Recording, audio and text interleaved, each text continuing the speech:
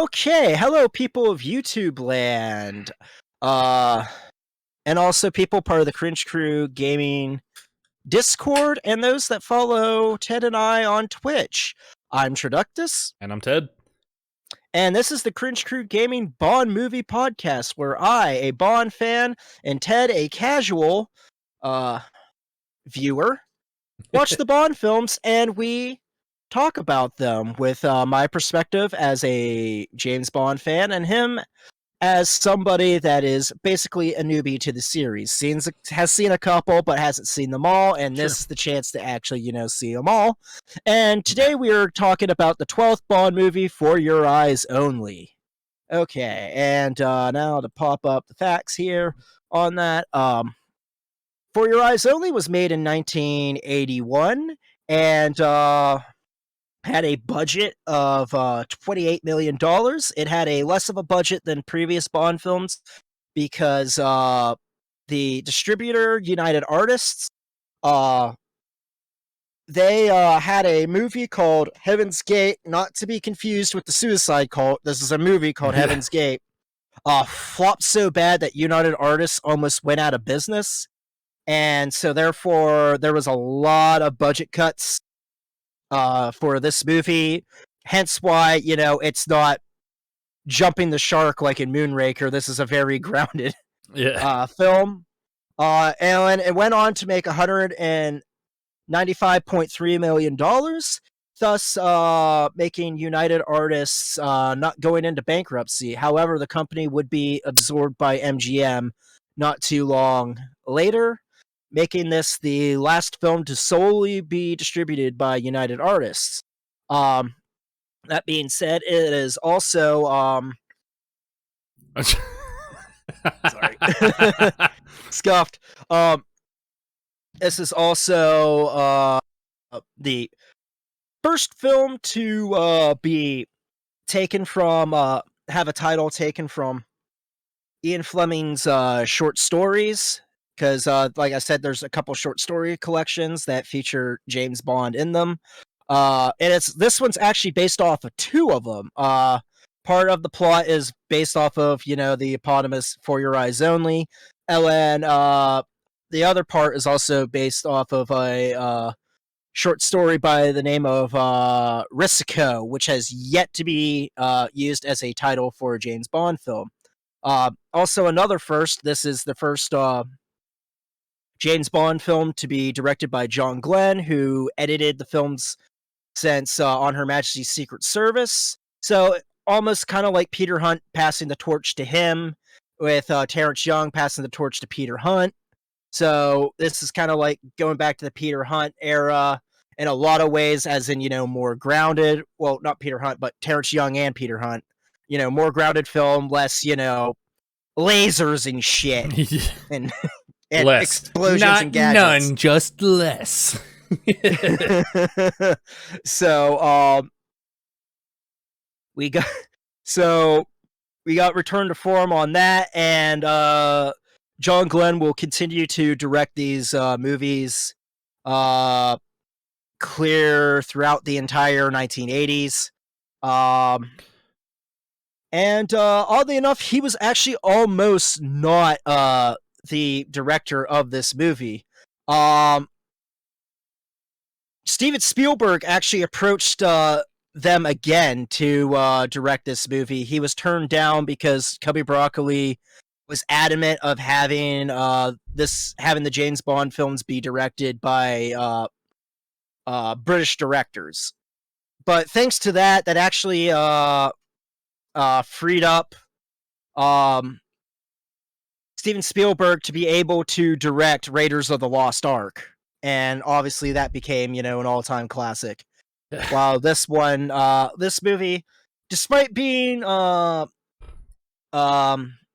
critically revered now, and back then it was, mixed, is honestly one of the Bond films that sadly gets kind of forgotten. I could see that. But that being said, other people that were actually asked to be directors, such as Terrence Young, Guy Hamilton, and Peter Hunt, and Lewis Gilbert God, we love Lewis Gilbert, especially with the last movie. Oh, for sure. They were unable to direct because their asking price, to be paid to direct the film were out of budget. So therefore, John Glenn was cheap, and so therefore they promoted him to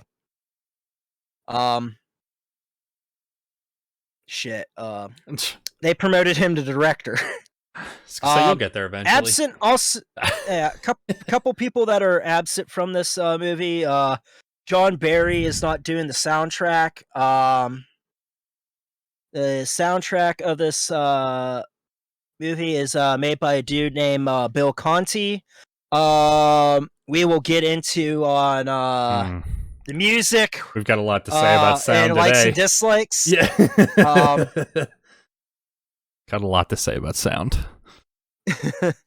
And also with the sound from on here, while we go to like somebody that's part of the sound team, Gordon K. McCallum, who I haven't mentioned before because it kind of went past me, but he did the sound recording in On Her Majesty's Secret Service. I'm not sure if he's done any other Bond films between that, but he's also the re-recording mixer in this film, and we'll get into him with likes and dislikes. Mm-hmm. Yeah, we will. But anyway, back to what I said, people that were absent.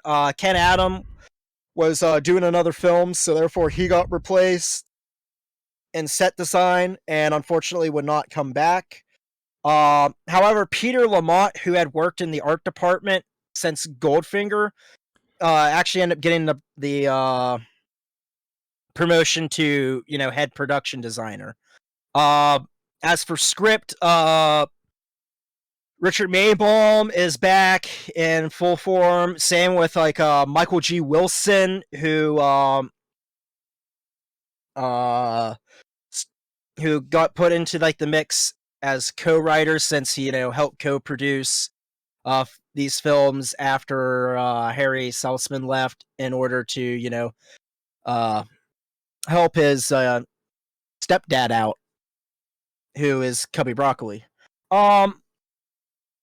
That being said, go for casting. Going back to people that were not in this film, that were in the last ones. Bernard Lee, who was supposed to play M in this film. M is not in this movie. I think this is the only one without M. But Bernard Lee was supposed to be in this film, but unfortunately he ended up dying of stomach cancer into shooting before his scenes could get shot. So he is absent, and his role is filled by the Defense Minister Charles Gray, who's played by the same actor as before. People that are cast, oddly enough, Roger Moore was not originally supposed to be James Bond in this movie. Because his contract ran up and they were planning on replacing Bond. The one person that they asked was Timothy Dalton, who a year prior to this movie being released was in Flash Gordon as Prince Baron. This is not going to be the only Flash Gordon reference that we're going to have, because there's actually someone from that movie that's in this movie. As a matter of fact, I think that's the way Stahlman introduced the movie to me yesterday, is, hey, Flash Gordon references. I think that was his hello to me yesterday as we watched this. But, yes. But anyway, Timothy Dalton didn't care for, the silly direction that everything was going, because he was a fan of the novels. Obviously he was in Flash Gordon. He was not above, being in silly movies, and he was also in Hot Fuzz, later. So, oh, gotta love Hot Fuzz, man! What a meme. And you probably know Timothy Dalton from Hot Fuzz. I do. Okay. Yep. All right. But yeah, so I always like to say that Timothy Dalton saw Moonraker. It is no fucking way am I being in this movie. So he turned it down. But they did get he has one name here. Topol, or Chaim Topol, or Chaim Topol, but basically known for just this one name word, Topol, who ended up playing, I think, Zarkov in. Yeah, he played Hans Zarkov in the Flash Gordon movie, and he's also known for his role in Fiddler on the Roof. I'm pretty sure he plays Telvy the Dairyman, so the lead role in the musical Fiddler on the Roof. He gets cast as Columbo in this. We also have figure skater Lynn Holly Johnson as BB Doll, who's a skater prodigy, and we'll get into her character once we get into this movie. We also have for like the main Bond girl, Carol Bouquet as Melina Havelock. Unfortunately, she's dubbed despite knowing English, but her character's not French, so therefore, they dubbed her over, which I wish they didn't do, especially since it's 1981, but whatever, she's dubbed. It felt bizarre. It felt bizarre because she very clearly speaks the language she was intended to speak, but they had a very European influence. Say European because it felt like it was all of Europe. I think they had every country I can name, to be honest. Yeah. And, but I will say this, she does dub her own lines for the French version of this. So that messes me up. Okay. All right. Well, I guess her voice still gets heard, just bizarrely. Yeah. You just got to hear her in French. Let's see. Oh yeah, Ellen Julian Glover as Aristotle Christados. Spoiler: the villain in this movie. He's also known for playing General Maximilian Veers in The Empire Strikes Back, and Walter Donovan in Indiana Jones and the Last Crusade. So another Indiana Jones reference, and oddly enough, a Harry Potter reference now because he's actually Acromantula. The giant Acromantula spider Aragog in Harry Potter and the Chamber of Secrets. Okay. I thought you were gonna set, like, if his face had been in it, then I would have been very upset because there's no way I would have pieced those two movies ever together. But okay, if he's just voicing a spider, I think I'm okay with it. I think I'm good. Yeah. So, kind of somewhat, a cast where people have actually, have done things afterwards and before. And we start to get cast relevant for today's day and age. Yes. That's my big takeaway. Yes. I will say that while making this film, there was a couple issues that they had. One, Bouquet had a sinus issue, so therefore all of her underwater scenes were faked, which I could not fucking tell. That's new. Yeah, that's news to me. They did all right. Yeah, so that's cool on that part. Also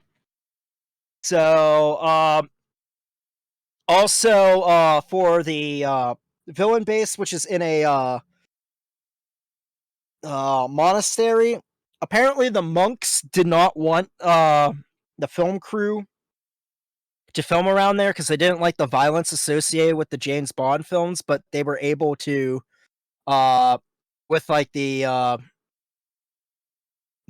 country that they were shooting that in, they were able to get permission with the government to shoot the outside but not the inside, so the inside's all a set.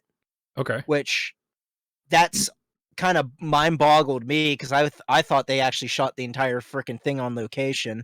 So that's a big plus to set design. Really good job.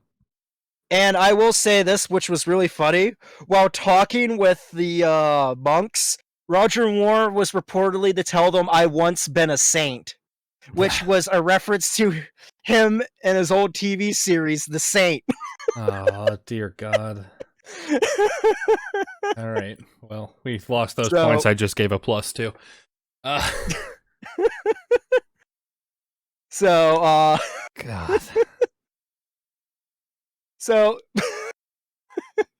dad jokes. So I guess we'll go to likes and dislikes on that because that's about what I got. I mean, there's some stuff that comes with like background into this that I'll just throw in there for likes and dislikes just because it's relevant to that. Okay. You want to start? You want me to start? I guess we'll go with you. Okay. I thought excuse me. I thought the technology in this movie was cool. They used I mentioned it outwardly as they did this like I want to say facial recognition technology sort of thing, but they adapted like this very computerized CGI face and then printed out matches in some database, which I thought was pretty cool. Like it was futuristic for what we'd seen so far, but it still had a very 80s vibe to it, which I thought was pretty neat. I thought that the chase scenes in this movie, God knows there were enough of them, but I thought that the chase scenes in the movie were actually well shot. Like it felt like you were following a realistic feeling chase. They were all pretty good. It's especially the first one with the Citroen. yeah, the first was good. Even the skiing one. Like I'll get into my tropes comment with dislikes, but not even then, like the scene felt for the most part pretty realistic. It was well shot. You felt like you had a good idea what was happening, but it still kept up with the pace of the action. Like the chase scenes were all really, really good. The plot was decent. I agree. I actually really do like the plot in this movie. Although when we get into dislikes and stuff like that, it's real easy to lose the plot at points, but yeah, if you're paying attention, it's a good plot. Yeah, I'll meet you there because I had similar notes. I especially give the plot a whole lot of credit for being well developed, especially because the origins of this movie were a short story. I thought the earlier movies had a really easy fallback in that like they were a full novel and the story was kind of written for them already. But this one taking a short story and developing it into a full-length film is difficult, and I thought with what they were given, they did a pretty good job. Yeah, I agree. To separate the things, Molina trying to get revenge, that is for your eyes only. And then with the ATAC and Aristotle Crystallis as the villain, that is in the short story Risico. Okay. So they actually, they combined the two together, which then probably didn't make a full novel either, but hey, they did enough. And even then, like combining two plots is difficult enough, and to make it one cohesive film is impressive. I thought with the source material, they did a really good job at developing a plot. Wait till you get to Living Daylights, because yeah. I'll talk about a similar thing with that. But unfortunately, that's a while before we get to Living Daylights. That being said, oh shit, I should wait and see. You have more to add. I'm getting ahead of myself. I guess I have other positives that kind of come with an overarching dislike. So I guess we can transition to yours if you've got some, okay, bigger picture stuff. I really like the beginning car chase. I think the car chase, like the first car chase with the Citroen, which oddly enough, out of all like the nice fancy cars that Roger Moore has driven in the James Bond series, he says his favorite was actually that driving that Citroen. He says it was the most fun that he ever had. Yeah. Driving that little piece of shit. But I like how, and they designed this exactly on purpose, as in they just like, well, we're gonna have the Lotus blow up, thank God, because that thing's ugly. Yeah.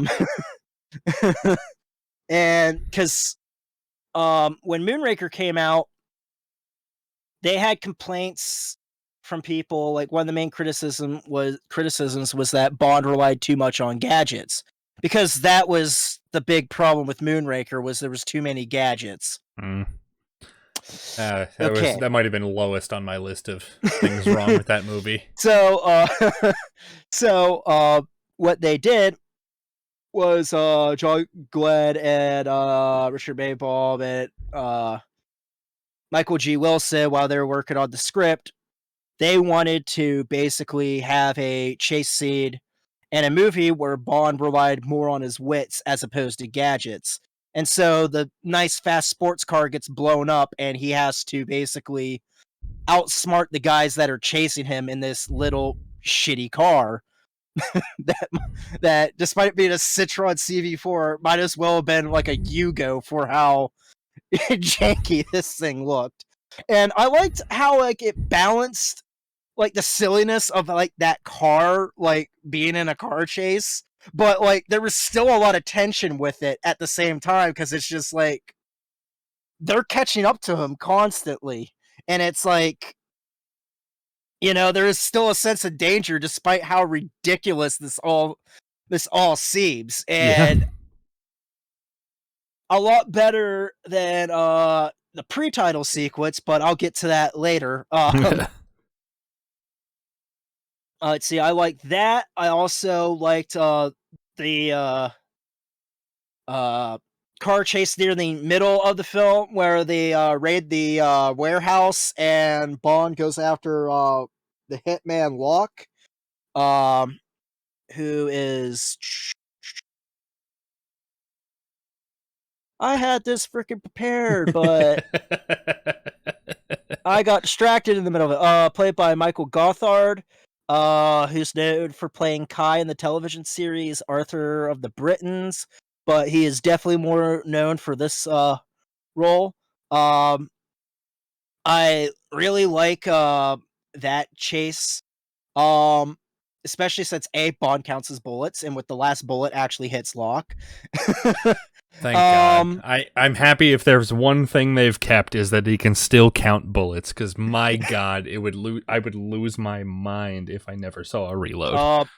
But yeah, when causing Locke to crash the car and then on the cliff. And the thing I like about this is what with me being a fan of of some of the novels that I've read, and being more of a fan of the grittier Bond films, such as the Timothy Dalton era, some of the Connery stuff, um, also on Her Majesty's Secret Service, and also the Daniel Craig films. I'm glad that Roger Moore, even though he did have that moment in Spy Who Loved Me, well, with the tie, you know, just interrogating the guy and just let go in the tie, let him fall off. I'm glad that we kind of get like the, you know, he sees that this guy who's killed his, like, you know, compatriots during the film, like he's finally got him in the grass, and then he just kicks the fucking car over the embankment, and it doesn't explode. It's actually like a legit freaking car thing. So thank God. If I saw one more out of place explosion, that might have been my walking away point, because good God, have I seen some dumb shit. But like that was awesome. Although Roger Moore was not keen on doing that scene, he wanted like, because he throws a pin before he does that. He wanted the pin to be the catalyst of that falling over, not because he didn't think the kick was out of character for James Bond, but he thought it was out of character for his James Bond. Fair. But to me, I'm just glad that we got like a kind of a dark after, like, you know, silly films like Spy Who Loved Me, Man with the Golden Gun, even Live and Let Die gets silly at points, but I'm just kind of glad we got like a really, like, you know, gritty to the book Bond film with Bond film. It was, you know, well, maybe not film, but scene of, like, you know, Ian Fleming's James Bond coming out with Roger Moore. Other likes on there. I like how down to earth this film is, how gritty it does at times. For the most part, I'll give you that. Yeah. I also love the villain plot. It is extremely realistic because Aristotle's Crystallis' plan, even though he could use a little bit more charisma, he is kind of boring. Sure. And in my opinion, kind of a shitty liar, because I'm not. Maybe it's because like I've watched this film like enough times where I was just like, you know, he's not really convincing, saying that his that Columbo is the guy that's the villain, and he's not really the villain. He seems kind of too pushy, like, no, kill my competition. He's the guy you want. Kill him. Kill him. Yeah. But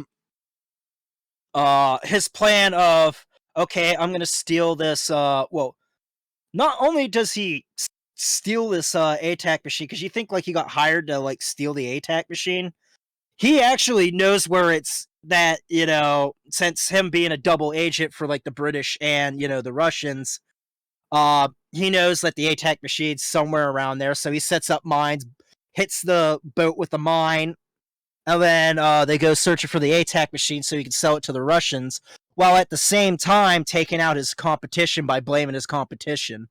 So in a sense, if they would have done it a little bit better, leaves plausible deniability of them trying to keep Bond alive for as long as they do. Because it's like, why kill the agent you're trying to convince that, you know, my competition's the perpetrator as opposed to, you know, me. But unfortunately, they don't do that great of a job emphasizing that point. Yeah, fair. So, but still, amazing plan. I really like that it's something down to earth as opposed to like, I'm gonna kill everybody in the world because they don't want to live under the sea. I'm still salty about that. Couldn't tell. But I guess we'll go with like dislikes, because my main problem with this film, for everything it does right, it does something kind of wrong. I think what was interesting a little bit was Topol had like this quirk where he just eats pistachios, and like during the warehouse thing, it's kind of cool because like he actually like uses like the pistachios to like see where like the guards are actually walking, so they, you know, they step on the pistachios and you can hear the pistachios.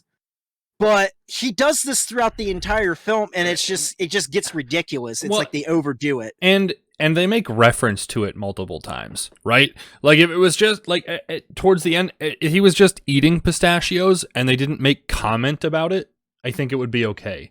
But the fact that they continue to talk about it and make it a talking point long after it's lost its value is just goofy, man. And apparently that was Topol's idea with the whole fucking pistachios. So it's not even the pistachios, like you said. They add value to the fact that like there's a reason he's doing it, right? But like after you've seen that value, you don't have to talk about him eating pistachios. Like it's just after a certain point it becomes valueless, right? Like, all right, imagine just any character you've seen from a spy television show. He has a toothpick in his mouth the whole time, and at the end you figure out he carries it in his teeth to pick a lock. He doesn't put another toothpick in his mouth after he's already defeated the villain going, yeah, and I also just really like toothpicks. Like it's already provided its value. You don't have to talk about it again. It feels goofy to continue having it be a point of reference when it's stopped mattering. Another thing that I have like a dislike,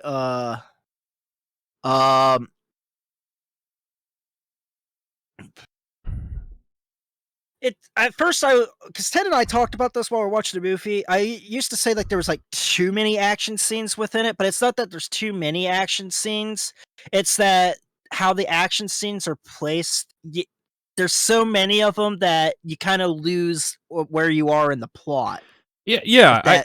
I wholeheartedly agree. Some of them are unnecessary and goofy, like the submarine stuff.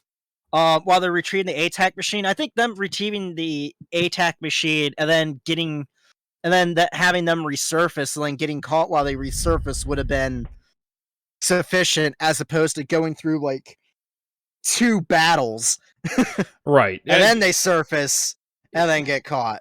I thought that there was very little of the action scenes that were completely extraneous, which I've had complaints about in other movies. I just thought that like we mentioned it last night. We started like 6:30 and my bedtime's 9 o'clock, right? So we mentioned it at like 8:15 that it's like, man, like I don't know where we are in the plot. Like this could still be exposition, and the action has gotten in the way of how far along we are in the movie, right? Like you kind of have to have finished the movie to have figured out the whole plot, not because the plot is difficult, just because I feel like as you're watching it, the action kind of gets in the way with how much you know, and you're just more focused on the action rather than how much of the movie has already happened. Which if I remember right, I think Glenn gets better at doing. So kudos to that. But that's what I remember. I could be wrong. He could still make the same damn mistake. I think he might actually do with Living Daylights, because if I remember right, that the plot on that's not bad, but it's like it's one of those movies that you have to watch the whole movie to actually get the what's going on, and then you rewatch it, and then you're just like, oh yeah. But which I wonder if this movie's kind of like that.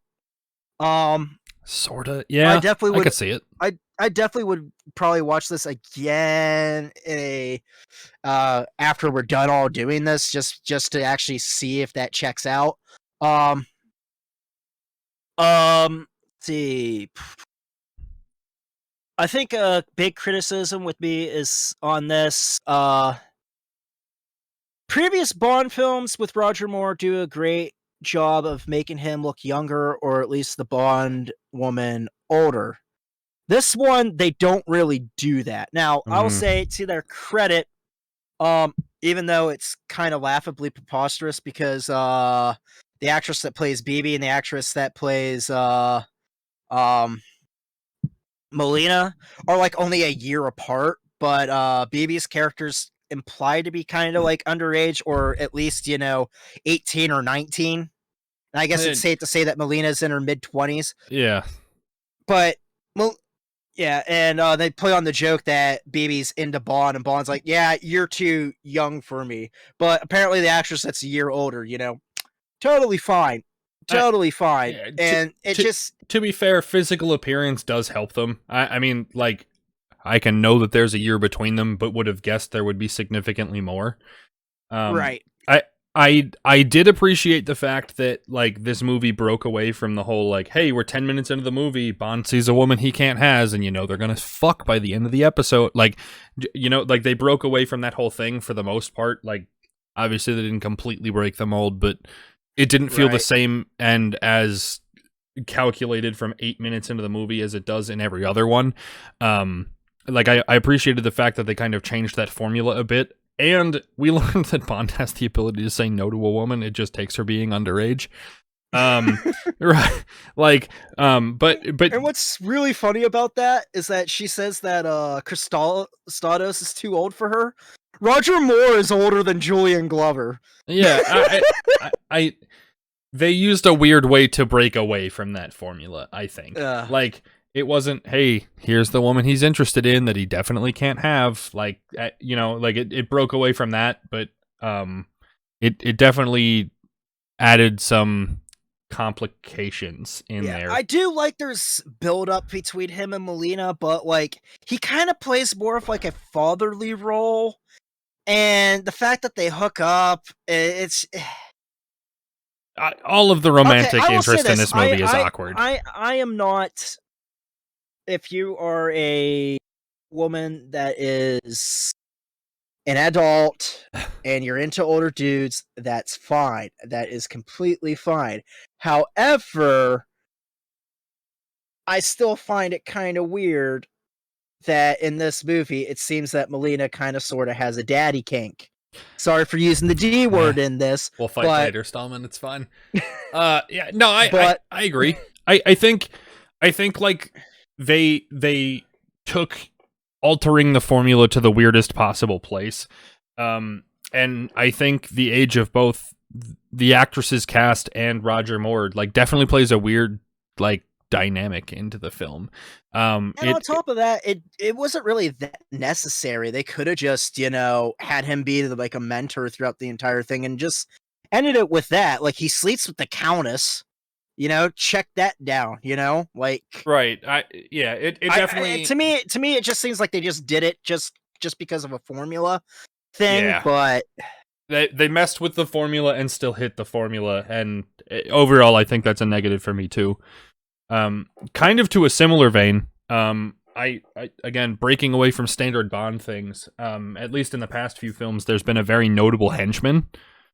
And this one didn't feel like it fit that same theme. I mean, we've talked about you have Jaws. Locke, but like he just like has glasses. Right. Well, I mean, like in the past couple of movies, we've had Jaws. There was Yes. what's his name? The God, if I wish I could remember names to save my life. Which one? Odd Job, Knick Knack. Knick Knack is the one I was thinking of, but Odd Job I was Yeah. going to go to beyond that. Like there have been very notable henchmen that arguably play a more of a villainous role underneath the like main villain. And I think this one kind of took away from that a little bit. Like, not that it wasn't there at all, but again, like multiple different directors, multiple Bonds, 11 movies, I guess now, if you're not including this one, have used kind of the same idea that like, hey, there's a main villain, big mastermind, but the henchman's the one really fighting Bond.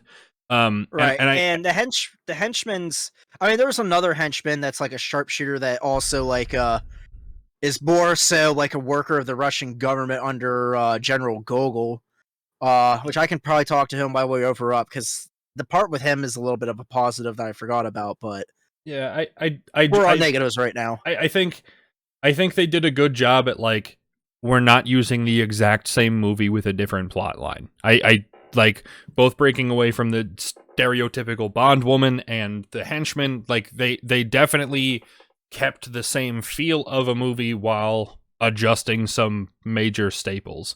And while it sounds like a positive, I thought they did both of them not in a great way that kind of makes them feel negative. Weird enough, Yeah. but Well, that's like what I said. Like every time they do something positive, it seems to be like they do a little bit of a misstep where it's just like this movie isn't bad, but like oh my god, it would be so much better if it did it. The breakaway from the mold, the audacity of the way that they've done things is positive, but the execution is just poor enough that makes that positive go away. And I guess we'll go to a perfect example. Would be they technically bring Blofeld back. Since they couldn't. It is a not Blofeld. It's totally Blofeld, but it's a not Blofeld. They bring him back, and I understand why they kind of bring it back because this is like a revenge theme for like this movie. So Bond takes out revenge on Blofeld, and then uses his experience with revenge to like basically talk Melina out of like being like this I guess angel of vengeance, so that way she doesn't become like basically doesn't become like him. But unfortunately, Blofeld's death is very comedic and dumb. And this is the pre-title sequence. He drops him down a smokestack from a helicopter. And I'm pretty sure the only reason why that's in there, I mean, they said it's like, well, we wanted it in there because we were thinking about having a different Bond, so we wanted to connect other Bond movies into that, which honestly probably is the reason why there's a lot of On Her Majesty's Secret Service I'll get to that too. references in this movie, because there's like a bobsled sequence, which unfortunately this movie is the only movie in the James Bond series to have a stuntman actually pass away during shooting, and that is actually during the bobsledding scene, because like the bobsled hits a turn, like a really like awkward turn, and it flipped over and unfortunately killed a stuntman. And during like I'm not sure if it was during the Olympics or just a typical bobsled race, the same turn that happened and killed someone as well, so they ended up having to redo the course so that way that turn would like not kill people. So that's a downer. But I think more so because they actually did admit to this as well. It was also a message to Kevin McClory, who wouldn't let them use Blofeld and Spy Who Loved Me, and there was talks of him actually and he would actually get his version of Thunderball made.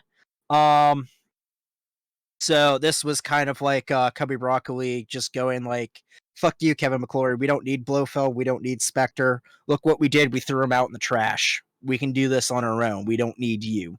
And that was a theme that And came to up a me, couple of times. That like they definitely just stole from their own movies to prove that they could do it better. Pretty high on my list of negatives, to be honest, is that they yeah, like they took so many other things from Bond movies and just recycled them. Like which um, yeah, let's which I will say this typically because this would be like the close to the 20th anniversary of like James Bond. Typically with like the anniversary films, they do a lot of references to other films for whatever fucking reason. They do it with uh they do it with Die Another Day, and they also do it with No Time to Die. There's a lot of references there, and Skyfall does have a Goldfinger reference. I But referencing old things is one thing, but taking mediocre content, regurgitating it, doing it a second time, and still doing it worse is pretty fucking unforgivable. I mean, like you said, this pretty much just felt like a chewed up, spit out version of On Her Majesty's Secret Service, especially the second half of this movie. Like it just I enjoyed On Her Majesty's Secret Service. I would watch it again. This one felt like you took a mediocre parody of that movie, you puked it back out, and then you're like, it's just the same, right? Equally as good. There were so many, like, it was annoying. It was annoying how many times they troped themselves. They took, like, I mentioned this in probably the second or third episode we did, that it was like, it's cool to see tropes, but like, because this created the trope, not because they were recycling it from something else. But this movie felt like watered down tropes of itself. And it felt really goofy to be watching a Bond movie and going, hey, this is a shittier version of a Bond wait, this is still a Bond movie, and just feeling really shitty about it. It just, yeah, everything was I recycled guess and this bad. does a lot of stuff that's new, but there's a lot of stuff that gets recycled that takes away from the new. Yeah. And I wonder if a lot of that has to deal with like John Glenn being inexperienced as a director for this film. We'll have to see like the other films that he does, to see if he like gets away from that or continues it. Honestly, it felt like okay, I'm gonna compare it to Zack Snyder. I know they're in very different places, right? But like where Zack Snyder's afraid of breaking away from the comic books, but also wants creative direction, right? Like, Right. it kind of felt the same way, that like he's afraid to break away from Bond the way it's always been done, the way he knew it. The reason he got the job is because he could compare himself to the old Bond, but like, I want to be different, but I'm afraid to be different, so we're just going to do it in a way worse way that shows how much I respect the last guy. It felt very Zack Snyder Justice League. Just it sat in a really weird place for me, and I can't say I enjoy it. Yeah. And then I guess we'll get to like the two parts that really bug us. Yeah. Okay. So I've made it apparent that I don't like the Bond ballads. And Yeah. to me, I was thinking to myself, it's like, okay, I remember this one being bad, but I don't remember it being as more terrible than Nobody Who Does It Better, which is the theme song for Spy Who Loved Me. And I'm really scared for Octopussy's theme, which is All Time High, because I remember that being the worst out of them all. But yeah, listen to this again. Ugh. Ugh, Yeah. this is the worst. As much as I gave like Nobody Does It Better a lot of shit, this is worse. It Like, really oh is. The god. theme was so bad, it felt like it didn't necessarily stick with the movie. Every note she hit was flat. all of them were flat. It was so close to monotone. It was embarrassing. Yeah, this was originally supposed to be done by Debbie Harry, but and her band Blondie made a song called For Your Eyes Only, which is off of the Hunter album, because when Bill Conti's like, no, you have to do the song that we wrote, she quit, and then they got Sheena Easton, and I'd say one thing that's cool is that she's the only person that does a Bond theme that's actually in the opening title credits, and the title sequence, Maurice Bender's, it's business as usual. It's not terrible. It's actually quite interesting, but like it's kind of hard to really appreciate it when you have someone that's singing very, very flat to a song that's like a really, really, really like lame adult contemporary easy listening thing to what's supposed to be a spy thriller action film. Yeah, I'd agree with that. And I despise this song so much that when the credits came on and I heard the first notes of this song, I paused and I said, "Fuck this." Yep. Direct quote too. Similar vein. Sound in this. I obviously I'd be remiss to not mention cinematography at all. But the sound in this movie was so abhorrently fucking bad. Whenever music played, whenever there was any sort of theme behind it, it was like somebody shouting in your fucking ear so loud you couldn't goddamn think for a week. Ears ringing at the end of it, the whole 9 yards. Immediately followed by dialogue. Like, I don't even know if my mic is picking. It's so goddamn quiet. Like there was like was that pause supposed to be like quiet? I was whisper. I genuinely whispered. I said dialogue that sounds like this. I don't even know if my mic is picking it up. So the fact that you didn't hear it is a pretty good indicator that like. But that was it, right? Like I had to play with sound the entire movie. It was somebody shouting right in your ear, and then somebody shouting from across the street inside their own home and pretending they were one cohesive unit. You also made the complaint on Her Majesty's Secret Service having the sound bad, and they actually share some, because every time like we have like we hear bad sound, that was Gordon K. McCall, a re-recorded sound mixer. He was the sound recorder in the other one, so I finally have a name to Ted here to put his blame at. Listen, little peek behind the curtain, right? Before we start this podcast, every time I have Stahlman just kind of talk to himself for 10 to 15 seconds so that I can like balance his sound, and like it sounds almost okay. I know for a fact that there have been really, really shitty sound mixes that come from this podcast where one of us is louder than the other and things don't balance. I know for a fact that happens. My 15 seconds worth of effort before every podcast for it to still be bad, it sounds better, and I'm guaranteeing it took more time than anything they thought out in this movie, because the sound balancing is so absolutely abhorrent. It's absolutely unforgivable. There's no way that a movie should have ever been released where, like, it's like those crappy infomercials before they passed that law about how loud your commercials can be, where it's like your television kind of talks like this, and then we're screaming because you need to know about this advertisement. It's the head on, pod directly to the fort. It is so absolutely terrible how bad sound is balanced, and it goes so quickly from one to the next. Like I felt like my left click button was on the volume meter the entire movie so that I could slide it up and down in an instant because I needed it all the goddamn time. It was so terrible. The mixing. I can't even complain about how they used sound or backing tracks or any of the things that I've complained about with sound in the past few movies, but the volume level for any given 5 seconds of this movie hit 8 different volume levels. It was so terrible. It was so bad that I was wondering if it was like an Amazon thing as opposed to like, the movie itself.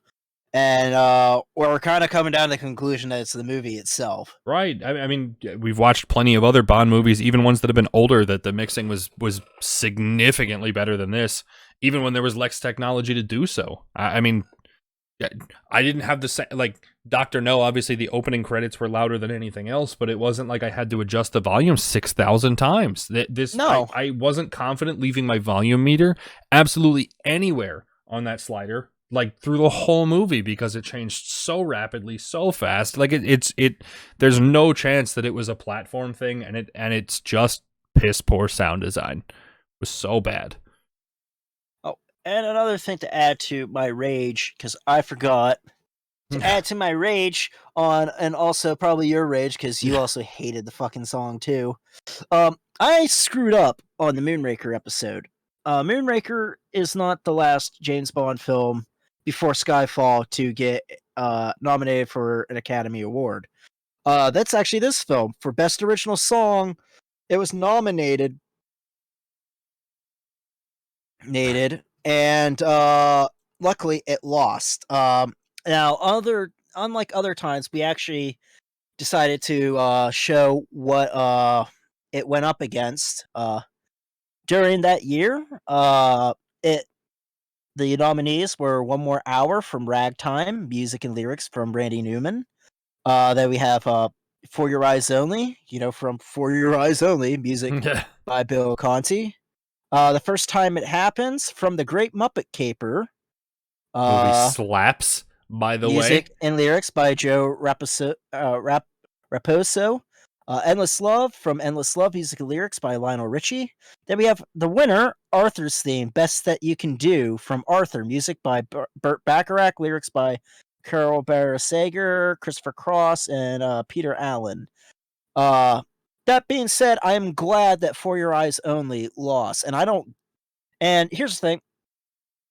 I haven't listened to Arthur's Theme, so, Burt Bacharach, legendary, crooner. Lionel Richie, amazing singer. Great Muppet Caper song, slaps. True. Had the whole her movie One More slaps. Hour, but Randy Newman's pretty good. Mm-hmm. For Your Eyes Only, why?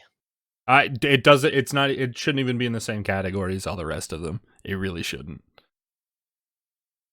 I think the Academy learned their lesson and didn't nominate a Bond film until Skyfall, which is unfortunate because I think the two Timothy Dalton films are rather great. I also believe that the theme song for Review to a Kill, Roger Moore's last film, is amazing and should have gotten an Academy Award. And also GoldenEye, Casino Royale. I'm surprised that they didn't get nominated for anything. Yeah, I mean, obviously, like, and I blame this song for it. It's tough to know what, like, without doing the research, like, just knowledge offhand. It's hard to know what things went up against. You know what I mean? Right. Which obviously, like, has an influence in the decision. I mean, there are several movies that went in 1999 that would have won an Academy Award any other year, but they were up against Titanic, so of course they're going to lose, kind of thing. You know what I mean? Like, I'm sure there are some instances of that, especially because of how many Bond movies came out. But well, I mean, I said that they weren't even nominated. That's the thing. Yeah, I mean, like, even then, like, it's hard to know what came out when and what did get nominated and what won without doing that kind of background research. But obviously, things we can cover in the future. It's still more funny to blame this song, though. Sure, I'll take it. You know what? So be it. Forget variables. Just screw this song in particular. And the sound. Oh, the whole sound. God. Ugh. You'll have to. Gordon's fault. You'll have to prep me if this guy is a sound mixer on any other films, because. Yeah, I'll check on that.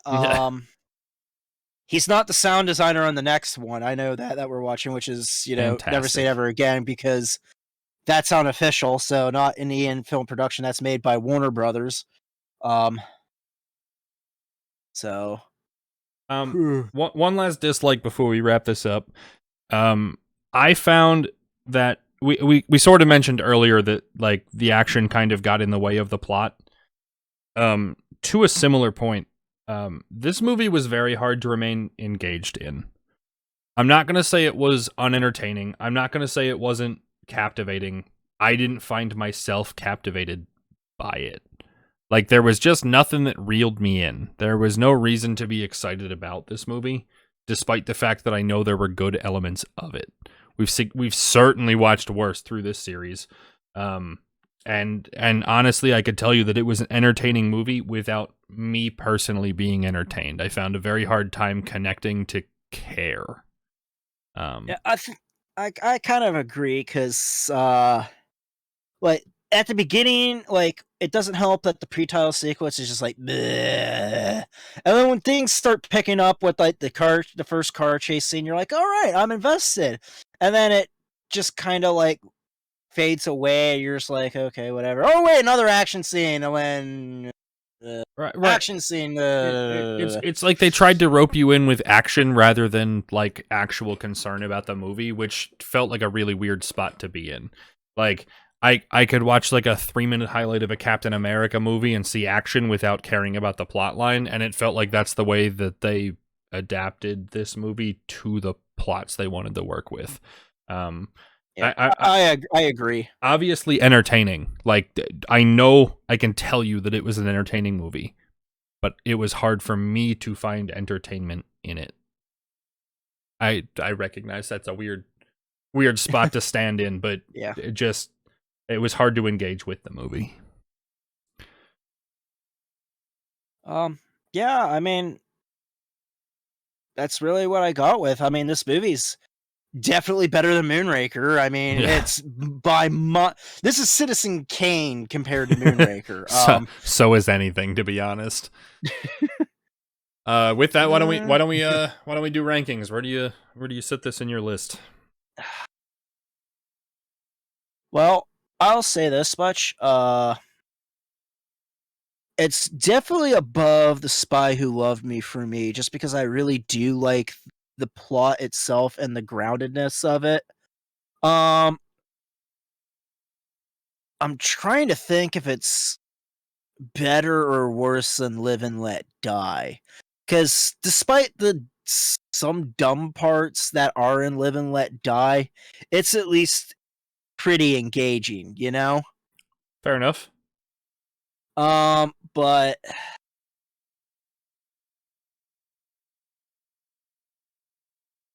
I appreciate the deliberation.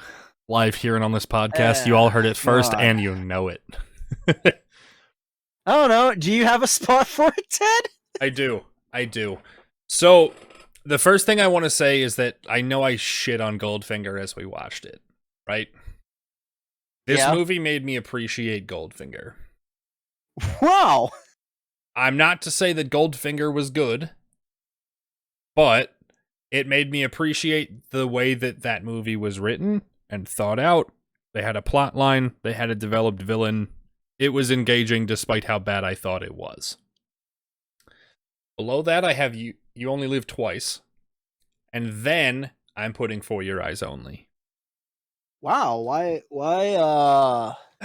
So, I had a really, really difficult time placing this movie at all. I knew while watching it that it had to be below Goldfinger because it did make me appreciate Goldfinger. Diamonds Are Forever was just really bad. The reason we probably would have had fighting words if you put it below that. Right. So basically I had to decide above or below You Only Live Twice. And the reason it's below is because I felt like it used other Bond movies as a crutch. Using tropes from within the series and doing them poorly made me feel like it didn't deserve the respect as much as where those tropes came from. They relied heavily on the previous movies, and it felt like they didn't develop an identity of it. Like, this movie wasn't its own identity. It was just kind of shitty parody of itself without being a parody that felt like it had to be below movies that felt like they cared.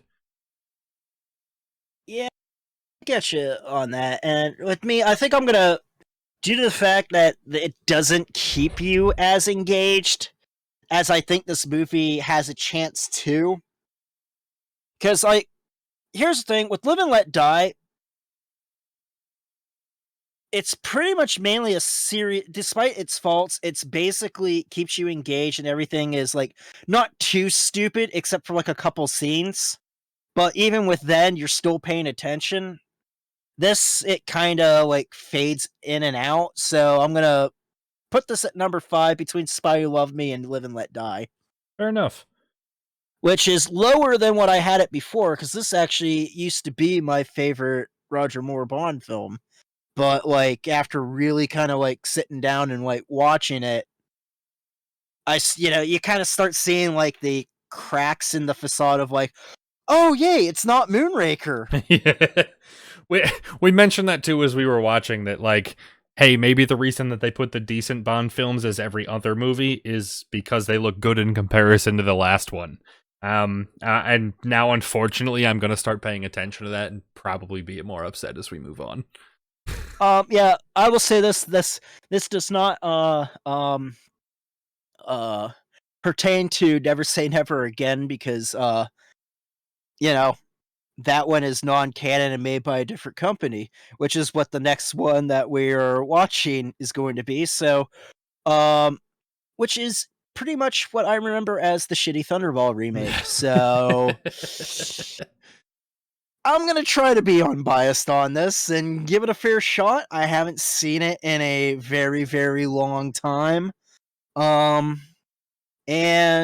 I'm excited that we are watching it next, because it came out around the same time as Octopussy, so we are simulating the Battle of the Bonds right now. So Perfect. we're definitely going to be comparing Never Say Never Again, not only to Thunderball, but improper to Octopussy. Perfect. So with Moore versus Connery, hence why we didn't have it right after Thunderball, because like to me, I think the Moore versus Connery was like the big selling point with those two movies happening at once. So Fair enough. All right. So we're gonna, since Never Say Never Again came out before Octopussy, we're going Never Say Never Again. Fair enough. I think this feels like a pretty good place to wrap up. Yep. So, obviously, check us both out on Twitch. Stahlman at Traductus, myself at Ted Green Eagles. Hop in the Cringe Crew Discord if you guys want to hang out, play games, meet other cool gamers, or, people involved with streaming or gaming. Obviously, that's a cool place to hang out and watch movies with us on Tuesday, too. Watching movies is significantly ahead of the podcast at this moment in time, so don't expect to, walk in this Tuesday. Don't expect to watch Never Say Never Again right after this. Yeah, by the time you're seeing it, we watched it 4 weeks ago. So we're 4 ahead. Okay, so this one is Never Say Never Again. I was gonna say, as we're recording this one probably might be Living Daylights. I was gonna say, Living Daylights are License to Kill. As we were recording this, I think the Goldfinger episode got posted today. Right? No, Diamonds Are Forever got posted. Oh, okay. I'm looking at my own list. So, Goldfinger was 7 on my list. Not okay. Yep, I'm looking at the wrong order. But yeah, episode 7 got posted today, and we just watched movie number 12. So we're significantly along. But anyway, be sure to check out the Discord. Both of us on Twitch. Thanks for popping in on YouTube, and we will see you guys next week. Yep. See ya.